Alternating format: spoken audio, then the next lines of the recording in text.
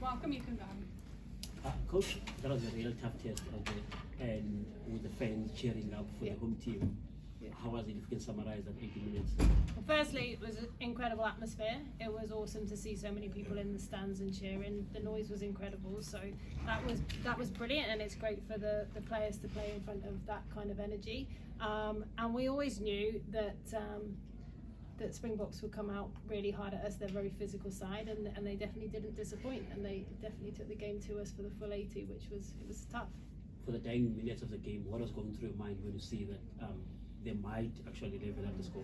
Yeah, the last few minutes was pretty tough to watch.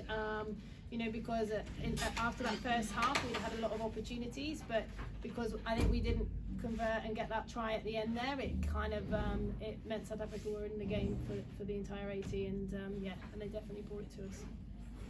Coach, I don't know, maybe if it was your first time coaching against South Africa, you know, what would you say you sort of learned from this game about South Africa and how they play, and you know, if you do face them in the future, what would you work on and stuff like that? They brought, to be honest, they brought what we expected them to bring, which was a huge amount of passion and a huge amount of physicality, and they brought that in abundance. So we always knew that they're a really passionate nation, obviously a real passionate rugby nation, and the physicality they brought was pretty tough to stop.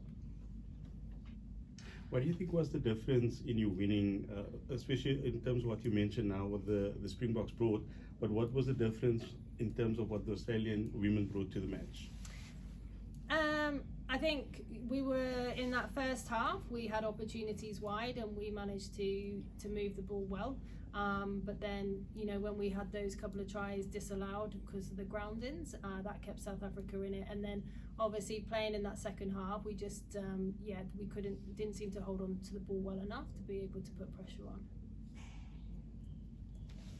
So, from the captain, obviously, first half it was booming fireworks, and then suddenly the second half, things went down for you guys.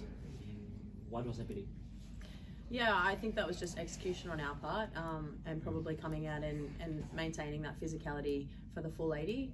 As Joe mentioned, we previewed and we practiced this week that it was going to be a really physically tough game, and we were going to have to front up in through the forwards for the whole 80. And we probably had moments there where we lapsed in that. We allowed them to get some leg drive, get some good carry meters through the middle, and then just our ability to retain the ball through scrum and in phase play, I think at times needed a little bit of work. So I think that was probably the difference there between the first and the second half. Obviously, looking at how things went out in the dying minutes, what do you think you guys could have done better, just to not give South Africa more room to maneuver? Yeah, we had a big focus this week defensively on our chop tackles, and I think we probably let a few of those get a little bit high, creep a little bit high, which allowed disciplinary errors, which allowed them to march down the field, but also allowed them to gain those extra carry meters through the middle of the field. So definitely one area we'll be looking to fix for Scotland next week, and then I think probably our scrum let us down a little bit tonight as well. You good, Nate? Just to start that final moment in Ash Masters coming up with a steal there, like just a comment on her and how much just looking for herself at her tying the record in that side in the last 5 minutes. Yeah, I think the girls were pretty motivated. Regardless of Ash's milestone, but like the way Ash stepped up, she put some really big collisions in that last few minutes for us to stop their momentum, and all credit to her. And you know, in the big moments, we need players like Ash to step up, and she did that. I think, sort of looking at the final stuff, when you end up making 90 more tackles than South Africans did, how pleased you with if it was sort of that goal line D where you just sort of kept fighting, and you know did enough to come away with that win?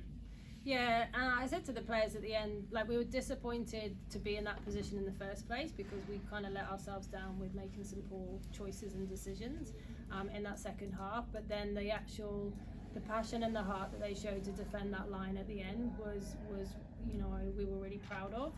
The fight to get back and the way they put themselves on the line and stepped up. You know, that's really difficult to coach. That comes from a group wanting to work hard for each other, and so that side of it was really pleasing. Would rather not been in that position in the first place, but we were, and they fought hard to keep the win. You talk about mistakes. That sort of minute, it's the 21st minute when Cecilia Smith dives over and the third ball goes loose. What's going through your mind when you see the check from the team, and you know something's up? Yeah, it was.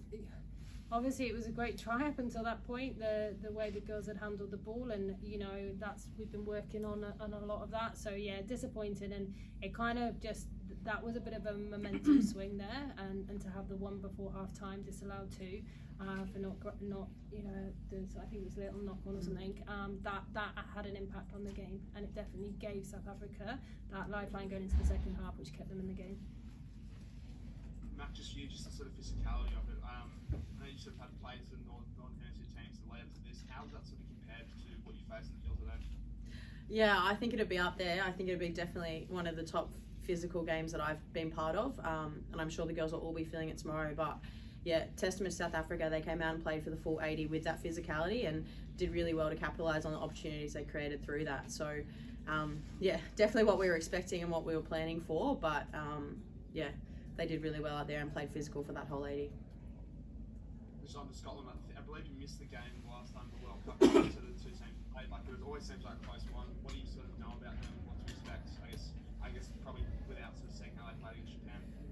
Yeah, definitely. And we've been reviewing them already coming into this tournament. I'm sure it'll get a little bit more diligent this week, but we know that they're going to be a really strong team. They've built really well over the last couple of years and have a really good, I guess, platform to play off in their forwards and their set piece. So we know we'll have to be really clinical in those areas, in and around our breakdown and our ball retention, and be willing to do that and able to do that for the full 80 against them this week.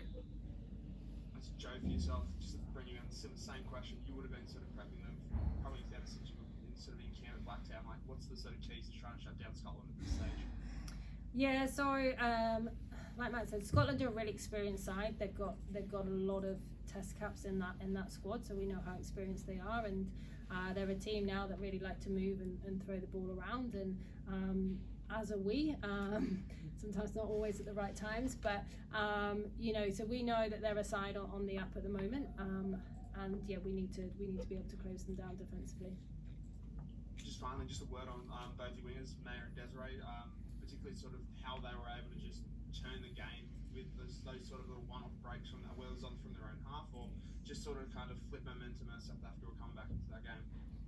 Yeah, we know that how dangerous those two are. They've been playing exceptionally well through this block of games in this tournament. So yeah, we know if we give them a one-on-one, the chances are that they'll beat them, and they've been showing that in games. So, but against Scotland, we'll be coming up against some equally good wingers, and we need to be able to create space for them too.